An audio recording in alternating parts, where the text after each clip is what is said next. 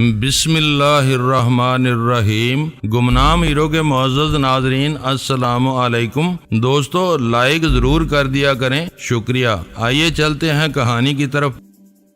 آپ کے بدن کی خوشگوار بو اس کی ساری بساند پر حاوی ہے۔ وہ کھلکھلا کر ہنس پڑی اور میں غسل خانے کی طرف بڑھ گیا۔ 5 بجے جلال گھر پر آ دمکا اور آتے ہی پرجوش انداز میں مجھ سے بغل گیر ہو گیا۔ اس وقت اس کے چہرے سے خوشی پھوٹی پڑ رہی تھی۔ داڑھی وغیرہ کے باوجود اس نے مجھے پہچان لیا تھا۔ تم واقعی اپنے قول کے دھنی ہو۔ گیری اب کئی ہفتوں کے لیے صاحب فراش ہو چکا ہے۔ وہ اپنے بستر سے بھی نہیں اٹھ سکے گا۔ وہ مجھ سے معانقہ کرتے ہوئے کہہ رہا تھا، تمہیں یہ خبر کہاں سے اور کیسے مل گئی؟ میں نے حیرت سے پوچھا۔ گیری کی گاڑی میں بھی شاید چپ لگا ہوا تھا۔ اس نے ایک نشست سنبھالتے ہوئے بتایا۔ انہیں معاملہ سمجھنے میں زیادہ دیر نہیں لگی۔ جب وہ گاڑی دیر تک ایک ہی جگہ رکی رہی اور انہیں اپنے آلات پر اس کے حرکت کرنے کے کوئی آثار نظر نہیں آئے تو کونسل خانے کے فرسٹ سیکرٹری نے پولیس کنٹرول سے رابطہ کر کے اندیشہ ظاہر کیا کہ ماری پور روڈ پر ان کے سینئر افسر کی گاڑی کو کوئی ناقابل فہم حادثہ پیش آ گیا ہے جس کی دیکھ بھال کی ضرورت ہے۔ یہ کس وقت کی بات ہے؟ میں نے درمیان میں سوال کیا۔ پولیس کنٹرول کے ریکارڈ کے مطابق وہ کال 2:28 پر موصول ہوئی تھی، اس نے بتایا۔ میں سلطان شاہ کی طرف دیکھ کر جھرجھری لے کر رہ گیا۔ اس وقت ہم دونوں اس منحوس سے برسرے پیکار تھے۔ چپ کی وجہ سے 5-10 منٹ میں انہیں اندازہ ہو گیا ہوگا کہ گیری کی گاڑی سڑک پر رواں ہونے کے بجائے ایک جگہ رکی ہوئی ہے۔ پولیس اسکواڈ کے ساتھ ایدھی ایمبولینس وہاں پہنچی تھی۔ اس کے بعد کونسل خانے کا عملہ اپنی ایک ایمبولینس سمیت وہاں پہنچ گیا۔ جلال بتا رہا تھا، گاڑی الٹنے کے جھٹکے کی وجہ سے ڈرائیور کی گردن کی ہڈی ٹوٹ گئی تھی۔ کافی دیر بعد تلاش کے بعد پولیس پارٹی گیری کو تلاش کرنے میں کامیاب ہوئی، جو بے ہوشی کی حالت میں مٹی کے ٹیلوں کے پیچھے خستہ حالت میں پڑا ہوا تھا۔ ابھی صرف 5 بجے ہیں، تمہیں اتنی تیزی سے یہ ساری خبریں کہاں سے مل گئیں؟ ویرا نے حیرت سے پوچھا۔ میرے آدمی ہر وقت پولیس کنٹرول سے رابطے میں رہتے ہیں۔ پولیس کے ملوث ہو جانے کی وجہ سے مجھے پل پل کی خبریں مل رہی تھیں۔ پراسرار حالات میں ایک اہم غیر ملکی سفارتکار کا زخمی حالت میں ملنا معمولی واقعہ نہیں ہے۔ ابتدائی خبر سنتے ہی میں نے سمجھ لیا تھا کہ تمہارا منصوبہ کامیاب رہا۔ گیری کی ایک ٹانگ بھی ٹوٹی ہوئی ہے۔ تمہاری یہاں آمد کا مطلب ہے کہ وہ قصہ تیزی سے نپٹا دیا گیا ہے۔ پچکی ہوئی کار کے بارے میں کچھ نہیں کہہ سکتا۔ ڈرائیور کی لاش کے ساتھ وہ گیری کو اپنی ایمبولینس میں لے گئے تھے۔ وہ کار اب پولیس کی تحویل میں ہوگی؟ میں نے پوچھا۔ پولیس کو انہوں نے کار کی تلاشی لینے سے بھی روک دیا۔ اس کی نمبر پلیٹ غیر سفارتی ہے، لیکن وہ کار کونسل خانے کے نام پر رجسٹرڈ ہے۔ پولیس بے بس ہو کر رہ گئی۔ جائے واردات پر پہنچنے والے DSP کی رائے ہے کہ کار کے معائنے سے کئی اہم باتیں سامنے آ سکتی تھیں۔ اب ہر شخص اندھیرے میں ہے۔ گیری کیا کہتا ہے؟ میں نے غور سے اس کی طرف دیکھتے ہوئے پوچھا۔ وہ شاید کل تک بھی کچھ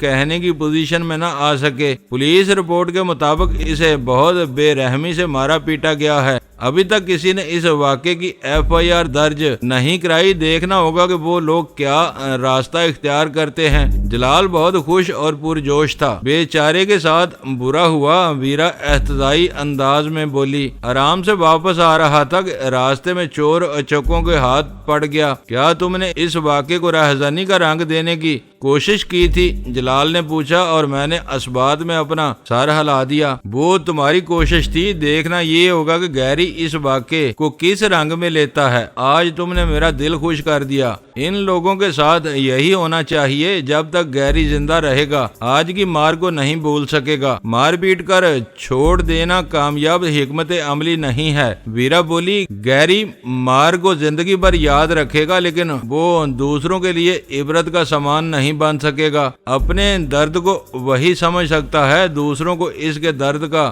ادراک نہیں ہوگا۔ ان کو یہ مار پیٹ کا ایک معمولی واقعہ محسوس ہوگا اور وہ اپنی حرکتوں میں لگے رہیں گے موت سے ہر ایک سہم جاتا ہے۔ یہ واقعہ ابھی بہت تازہ ہے، کل تک اس بارے میں کچھ واضح ہو سکے گا۔ جلال نے سگریٹ سلگا کر کہا۔ اس دوران میں تمہیں سوبراج کو بھی ٹٹول لینا چاہیے۔ گیری اس کی دعوت پر فرینچ بیچ گیا تھا، اسی کے ساتھی سوبراج پر بھی شبہ کریں گے۔ تھوڑی دیر پہلے اس کا فون آ گیا تھا۔ گیری نے 2 بجے فرینچ بیچ کے کسی ریسٹ ہاؤس سے فون کر کے اس سے شکوہ کیا تھا کہ وہ اپنے وعدے کے مطابق بیچ پر نہیں پہنچا۔ اوہو، یہ بات اپنے دل میں کیوں لیے بیٹھے تھے؟ اس نے اپنی جگہ پر بے چینی سے پہلو بدل کر میری بات کاٹ دی۔ تمہاری لائی ہوئی دلچسپ رپورٹ ختم ہونے کا انتظار کر رہا تھا۔ اصل کام تم کر آئے تھے، میری رپورٹ میں تو کچھ بھی نہیں تھا۔ مجھے یہ جان کر خوشی ہوئی ہے کہ ان لوگوں کو بہت جلد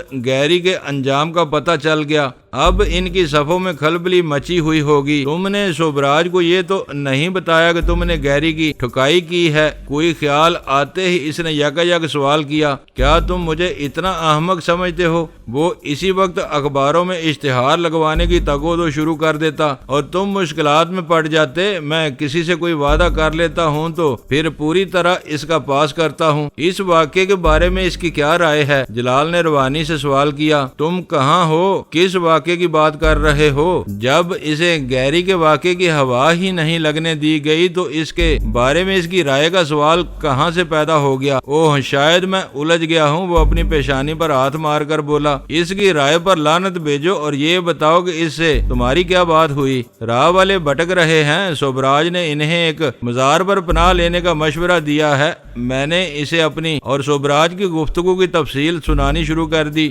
جلال میری طرف ہمتاً گوش تھا۔ وہ درمیان میں سوالات بھی کرتا جا رہا تھا۔ پوری بات ختم ہونے پر وہ بولا، گیری کے پٹنے کی خبر سننے کے بعد مجھے پورا یقین ہو گیا تھا کہ وہ تمہارا کام ہے، لیکن مجھے یہ فکر ستا رہی تھی کہ گیری تم کو کرنل داور کے روپ میں بہت قریب سے جانتا ہے۔ یہاں آ کر میں نے تمہاری حیت قضائی دیکھی تو میری تشویش دور ہو گئی۔ جاٹ جنکاٹ جیسی داڑھی اور آنکھوں کے رنگ کی تبدیلی کے بعد کوئی تمہیں نہیں پہچان سکتا۔ اس حلیے میں تم آسانی کے ساتھ ان دونوں کی تلاش میں نکل سکتے ہو۔ سرکاری عملے کی امریکیوں سے دوری پالیسی کی مجبوری ہے۔ کیا تم راہ والوں سے بھی الگ تھلگ رہو گے؟ میں نے سپاٹ لہجے میں پوچھا۔ تمہارے ذہن میں یہ خیال کیسے آ گیا؟ اس نے سوال کیا۔ تمہارے پاس عملہ ہے اور وسائل بھی، تم مجھے ان کی تلاش میں نکلنے کا مشورہ کیوں دے رہے ہو؟ میں نے چبھتے ہوئے لہجے میں کہا۔ نہیں، میرے آدمی تلاش کریں گے، انہیں تلاش کر کے کیفر کردار تک پہنچانا میرے محکمے کی ذمہ داری ہے، لیکن تم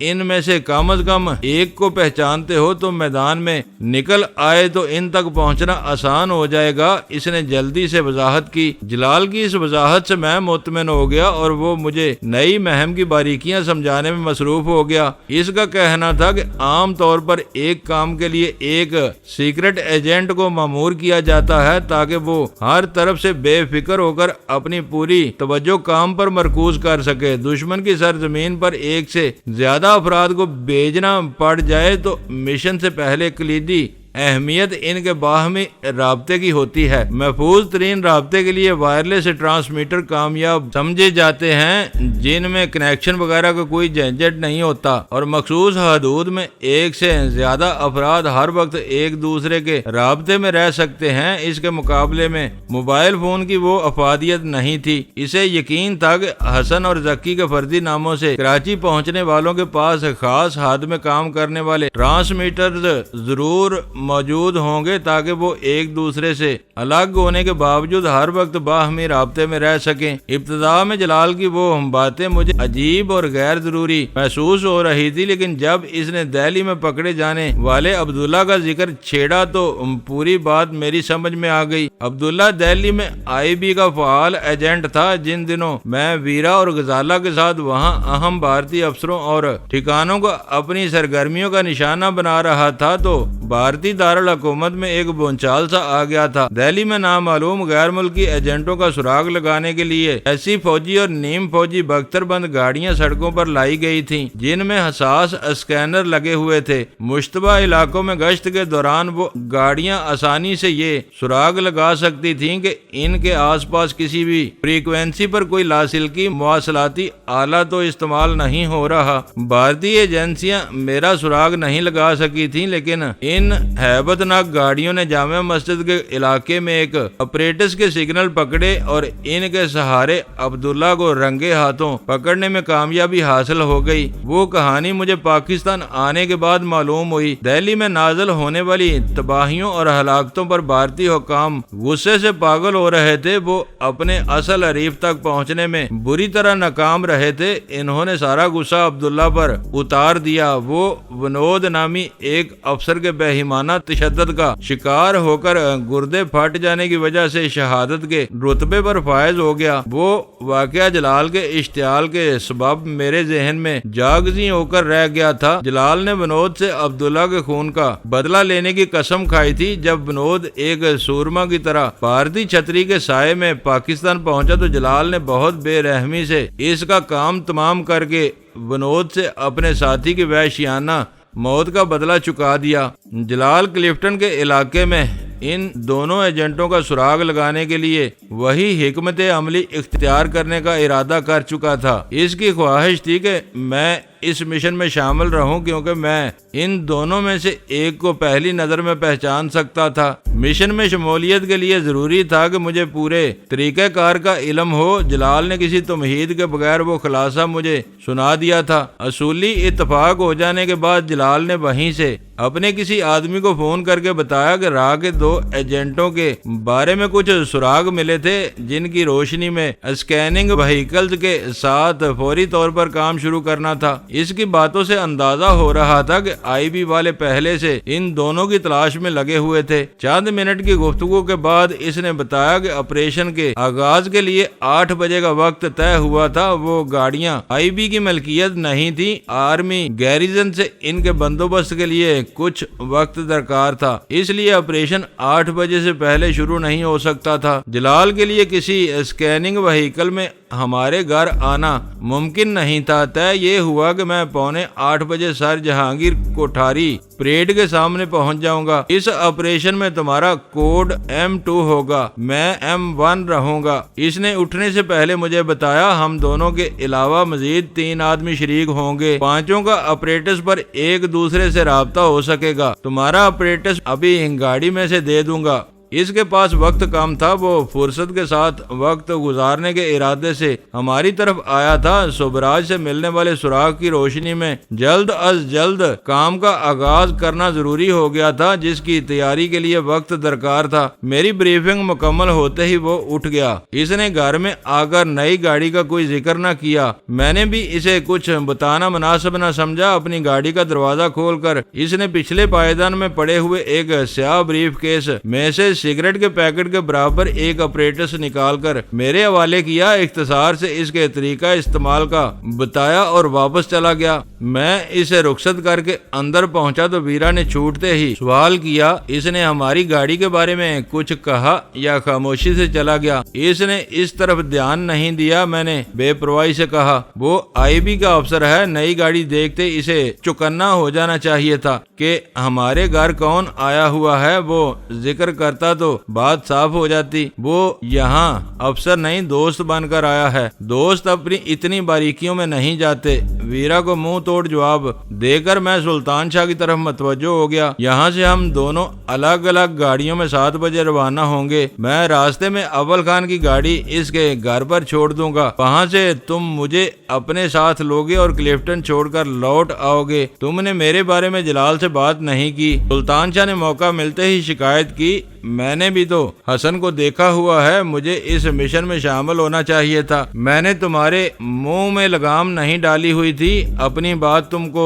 خود کرنی چاہیے تھی۔ میں اس ڈر سے خاموش رہا کہ کہیں تم दखल दर माकूलात पर नाराज ना हो जाओ। बस तो अब भी इसी डर से खामोश रहो। तुमने सुना नहीं कि पूरे ऑपरेशन में कुल 5 अफराद शरीक होंगे? मैंने खफगी से कहा। 5 के भी कुल 3 ही समझो, वीरा ने मेरी हमायत में कहा। स्कैनिंग के आलात वाली गाड़ियां अगर आर्मी गैरिजन की हैं तो ड्राइवर भी इनके होंगे। स्पेशल गाड़ियां चलाने वाले सिर्फ ड्राइवर नहीं पूरे ऑपरेटर होते हैं। सारे कुल पुर्जों की कारकर्दगी इनकी सबाबदीद पर मुनहसर होती है। कोई नया आदमी ऐसी गाड़ी नहीं संभाल सकता। तुम हर बात में अपनी टांग अड़ाती हो और आकला फादला बनने की कोशिश करती हो। सुल्तान शाह ने तुर्शी से कहा, तुमने ऐसी गाड़ी कहाँ देख ली? ऐसी गाड़ी नहीं देखी, लेकिन इस जैसी दसियों गाड़ियों में सफर कर चुकी हूँ। मंशियात के बड़े ताजरों की गाड़ियों में रेडार लगे होते हैं जो इर्द गिर्द के इलाके पर नजर रखते हैं। जहाँ खतरा नजर आता है वो गाड़ियाँ छोड़कर पैदल फरार हो जाते हैं। किस सियारे की बात कर रही हो? सुल्तान शाह ने इसका मजाहका उड़ाया। कोलंबिया के दारुल हुकूमत बोगोटा और इसके मज़ाफात में ऐसी कई गाड़ियां हैं और हुकूमत इन्हें कुछ नहीं कहती। गजाला ने हैरत से पूछा। वहाँ लाकानूनियत का दौरा है। जाती तहफ़्फ़ुज़ के नाम पर हुकूमत लोगों को बहुत सी रियायतें देने पर मजबूर है। इन रियायतों से आम आदमी को कोई फायदा नहीं पहुँचता। मौत के सौदागर और ज्यादा मजबूत हो जाते हैं। हुकूमत इनको क्यों नहीं पकड़ती? गजाला के लिए वो बातें हैरान कुन थी। इनके खिलाफ कोई सबूत मिलता है और ना गवाह। रफ्ता रफ्ता वो इतने ताकतवर हो गए हैं कि इन पर हाथ डालना नामुमकिन हो गया है। कई बार वो हुकूमत से टकरा चुके हैं और इन्होंने हमेशा अपनी बात मनवाई है, क्योंकि वहाँ इनके सोबराज जैसे गुर्गे घुसे हुए हैं। जो इनके खिलाफ जुबान खोलने की जसारत करता है सरे आम मार दिया जाता है। ऐसे मामलात में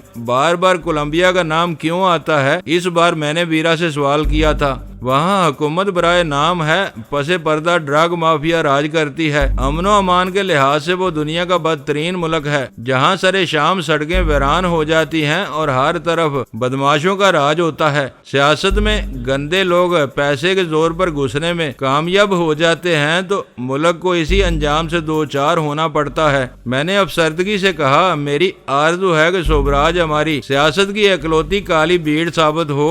इसे हमने मफलूज कर दिया है। नहीं डैनी साहब, वीरा तंद से बोली, इसकी बदकिस्मती है कि वो खुलकर तुम्हारे सामने आ गया। जरा अखबार गौर से पढ़ा करो। अखबार बड़े नामों से डरते हैं। इनकी बड़ी बड़ी खबरें भी घटा कर छापी जाती हैं। इन छोटी खबरों में तुम्हें ऐसे चेहरे नजर आएंगे कि तुम्हारी आंखें खुली की खुली रह जाएंगी। जहां सियासी करप्शन तेजी से बढ़ रहा है, तुम्हारी दानिश्त में इसके क्या असबाब हैं? मैंने संजीदगी से पूछा। कमजोर हुकूमतें, वीरा ने बेसाख्ता और दो टोक जवाब दिया। वो एहतसाब को ब्लैक मेलिंग का जरिया बनाती हैं और मुल्जमों के केस दाखिले दफ्तर करके इन्हें अपने साथ मिला लेती हैं। जाने वालों के मुल्जम आने वालों के मंजूर नजर बन जाते हैं और यही सबसे बड़ा बगाड़ है। वो हम में से नहीं थी, 7 समंदर पार से दुनिया जहान के धक्के खाती हुई आई और फिर यहीं की होकर रह गई। इसने थोड़े से अरसे में अपने मुताले और मुशाहदे से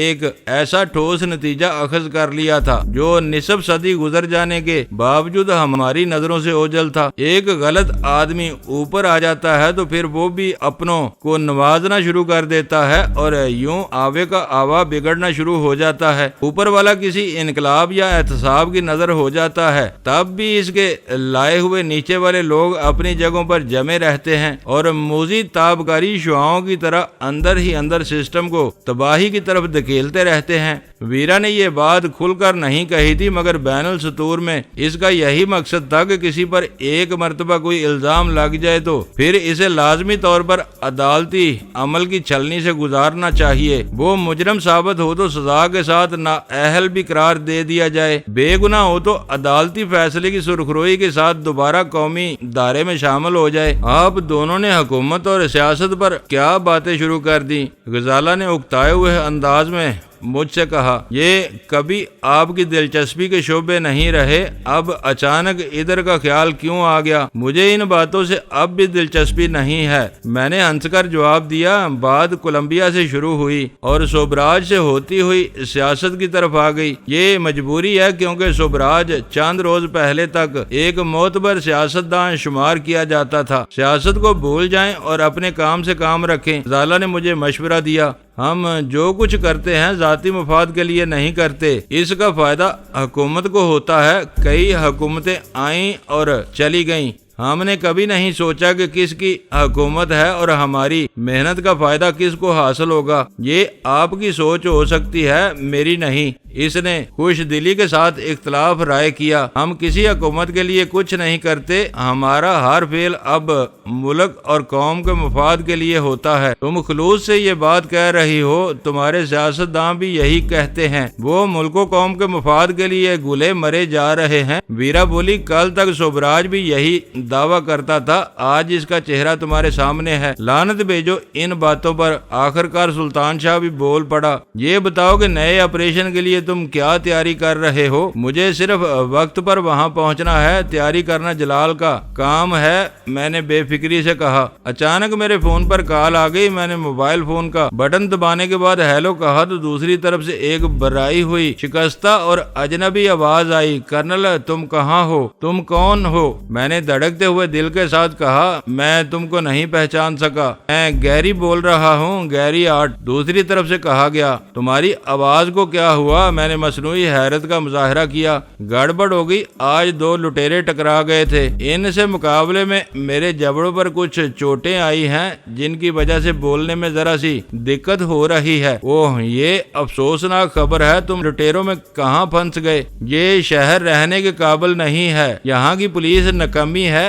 گنڈے اور بدماش شہر میں من مانی کرتے پھرتے ہیں، امن و امان بالکل تباہ ہو کر رہ گیا ہے۔ اس سازشی سفارتکار نے ایک سانس میں شہر کی کئی خرابیاں گنوا دی۔ میرا دل چاہا کہ اس سے پوچھوں کہ جب اس نے جنرل وقار کی گاڑی پر راکٹ چلوایا تھا تو اسے شہر سے ایسی شکایت کیوں نہیں ہوئی؟ اس کے آدمی گنڈا گردی کرتے پھر رہے تھے تو سب ٹھیک ٹھاک تھا، اس کی مرمت ہوئی تو اسے شہر کا پورا انتظامی ڈھانچہ ناکارہ نظر آنے لگا۔ پوری بات بتاؤ، یہ خبر سن کر تم نے مجھے پریشان کر دیا ہے، فائر کر کے میری گاڑی کا ٹائر پھاڑ دیا تھا، گاڑی الٹ گئی اور دو رہزنوں نے مجھے گھیر لیا، وہ میرا پرس چھین کر بھاگ گئے۔ بات سمجھ میں نہیں آتی، صرف پرس چھیننے کے لیے کوئی اتنی بڑی کارروائی نہیں کرتا، گولی سے کوئی جانی نقصان تو نہیں ہوا؟ میں نے پرتشویش آواز میں پوچھا۔ گولی سے ٹائر پھٹا تھا، گاڑی الٹنے سے میرے ڈرائیور کی گردن ٹوٹ گئی اور وہ مر گیا۔ یہ قصہ میری بھی سمجھ میں نہیں آ رہا، پاکستان میں جہالت عام ہے، زیادہ لوگ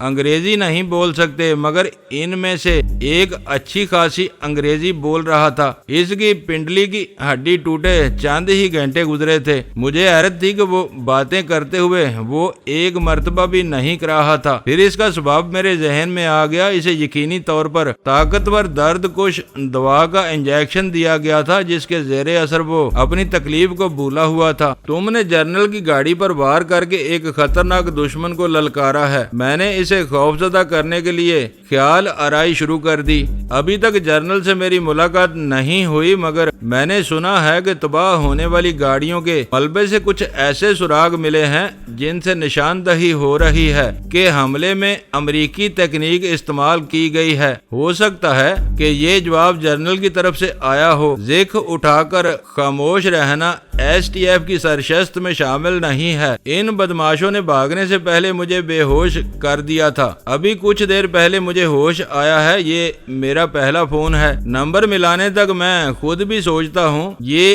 ایس ٹی ایف کا کام نہیں ہو سکتا۔ میں فرنچ بیچ گیا تھا، وہاں سے واپسی پر یہ واقعہ رونما ہو گیا۔ جاتے اور آتے ہوئے میں بہت محتاط تھا، کسی نے ہمارا پیچھا نہیں کیا۔ میرا پروگرام اچانک بنا تھا، جنرل کو کیسے علم ہو سکتا تھا کہ میں اس وقت وہاں سے گزروں گا؟ تمہاری دلیل قابل غور ہے، میں نے اعتراف کیا۔ اگر یہ لوٹ مار کی واردات نہیں ہے تو یہ کام کسی ایسے آدمی کا ہے جسے تمہارے پروگرام کا پوری طرح علم تھا۔ اس کے ذہن کو جنرل وقار کی طرف بھٹکانے میں ناکامی کے بعد میں نے نام لیے بغیر اسے سوبراج کی طرف متوجہ کرنے کی کوشش کی۔ بظاہر یہی معلوم ہوتا ہے، اس کی آواز اتنی بگڑی ہوئی تھی کہ اس کے لب و لہجے سے اس کی صحیح ذہنی کیفیت کا اندازہ لگانا مشکل تھا۔ اس کی بات جاری رہی، میرے محافظوں میں صرف ایک شخص ایسا ہے جسے میرے پروگرام کا علم تھا، لیکن اس وقت وہ خود بہت بری طرح خوف زدہ ہے، چوہے کی طرح کسی نامعلوم بل میں گھسا ہوا ہے، اس کے پاس ایسی کارروائی کرنے کے وسائل دستیاب نہیں ہیں۔ تم سوبراج کا ذکر تو نہیں کر رہے؟ میں نے سرسری انداز میں پوچھا۔ میں اسی کی بات کر رہا ہوں، اس سے یہ امید نہیں کی جا سکتی کہ وہ ایسی حرکت کر سکتا ہے۔ تم یہ کیوں بول رہے ہو کہ اس نے انہی حالات میں نک کو مروایا تھا؟ یہ اس کی شیخی ہے، اب وہ چیونٹی کو بھی مروانے کی پوزیشن میں نہیں ہے۔ اسے ڈینی نے مروایا اور سوبراج نے وہ صحرا اپنے سر سے جا لیا۔ تھوڑی دیر کے لیے میں تمہاری بات مان بھی لوں تو اس کے بھیجے ہوئے آدمی کو مجھے ہلاک کر دینا چاہیے تھا۔ وہ آسانی سے مجھے قتل کر سکتے تھے، انہوں نے مجھے مار پیٹ کر کیوں چھوڑ دیا؟ میں فوری طور پر اس کی بات کا کوئی جواب نہیں دے سکا۔ اس کی باتوں سے صاف ظاہر ہو رہا تھا کہ اس نے مجھے فون کرنے سے پہلے اس مسئلے پر خاصا سر کھپایا تھا۔ یہ بات حیران کن تھی کہ بری طرح مجروح ہونے کے باوجود اتنے زیادہ ذہنی ارتکاز کے قابل تھا۔ تمہاری باتیں میری سمجھ سے باہر ہیں۔ چند ثانیوں بعد میں نے الجھن امیز لہجے میں کہا، یہ ڈکیٹی کی واردات نہیں ہے، جنرل کا جوابی وار نہیں ہے،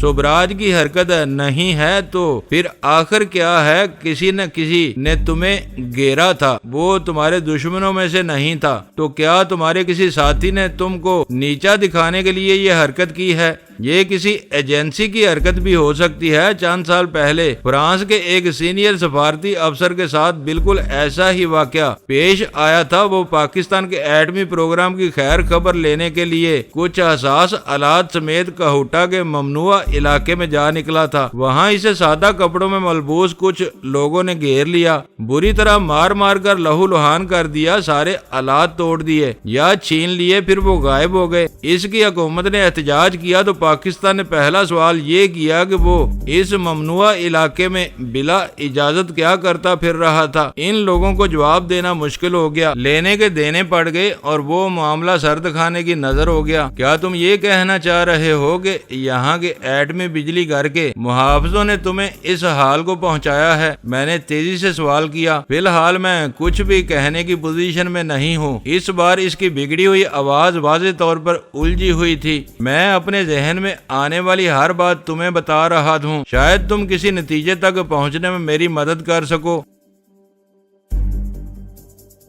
دوستو ویڈیو کو لائک ضرور کر دیا کریں۔ ISI پاک آرمی زندہ باد، پاکستان پائندہ باد۔ معزز ناظرین، اپنا خیال رکھیے گا اور اپنے اس چینل کا بھی شکریہ۔